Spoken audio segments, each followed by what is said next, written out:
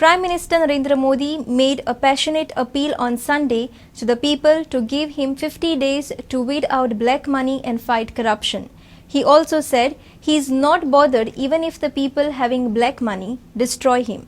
He was referring to the chaos created in the country due to his decision to scrap currency notes of 500 and 1000 rupees. Modi even broke down into tears while speaking after laying foundation stone for Mopa Airport. Modi made an emotional speech of over 1.5 hours at the Shyama Prasad Mukherjee Stadium on Sunday.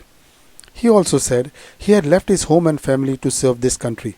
But there are certain forces which were against him, and they may even ruin him because he was looting their black money accumulated for the last 70 years. मैं भाइयों बहनों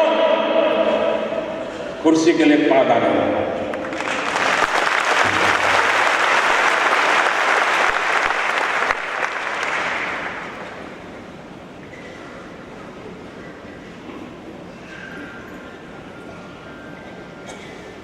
मेरे देशवासियों,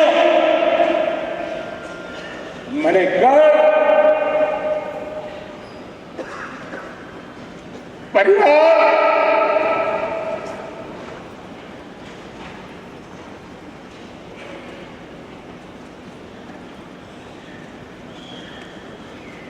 सब कुछ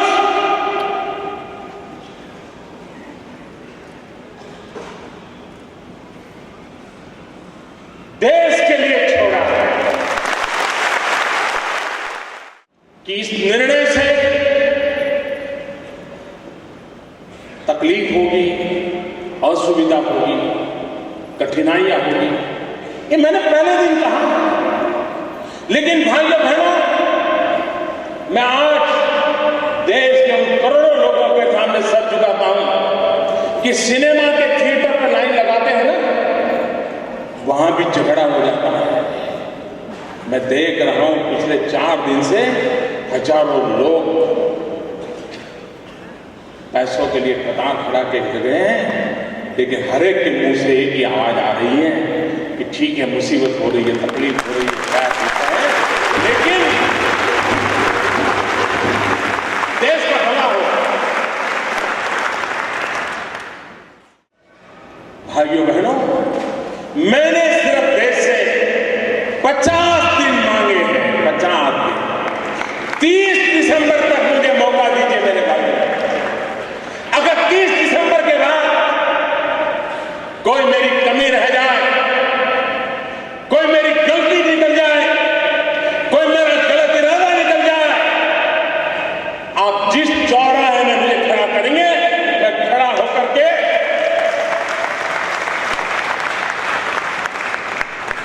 देश जो सजा करेगा वो सजा भुगतने के लिए तैयार है।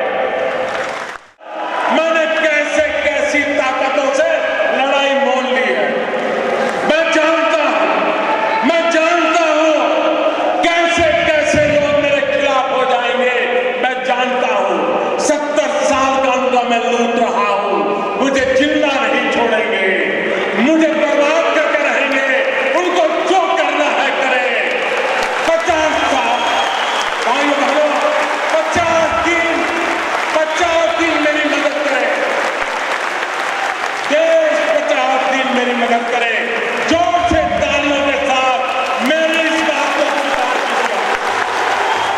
PM Modi said he could understand the pain the citizens of the country were going through due to the withdrawal of 1000 and 500 rupee notes. But he said the fight against corruption had to go on. ये बंद होना चाहिए, नहीं होना चाहिए। हमने नियम बनाया कि 2 लाख रुपए से ज्यादा अगर आप गहने खरीदते हैं, ज्वेलरी खरीदते हैं, तो आपको आपका पैन नंबर देना पड़ेगा ही। पहले वाली सरकारों को ये प्रयास वापस लेना पड़ा था। साहब, मैं ईमानदारी से देश चलाना चाहता हूं, मैंने वापस नहीं लिया। मैंने ज्वेलरों को विश्वास दिलाया, कोई आपसे ज्यादती नहीं करेगा, और अगर कोई इनकम टैक्स वाला ज्यादती करता है, आपने मोबाइल फोन से उसका रिकॉर्डिंग कर लीजिए, मैं उसके खिलाफ काम करूंगा। मुझे विश्वास है, मैंने लड़ाई ईमानदार लोगों के भरोसे से होती है और ईमानदार लोगों की ताकत पर मुझे पूरा विश्वास है, पूरा यकीन है, पूरा भरोसा है।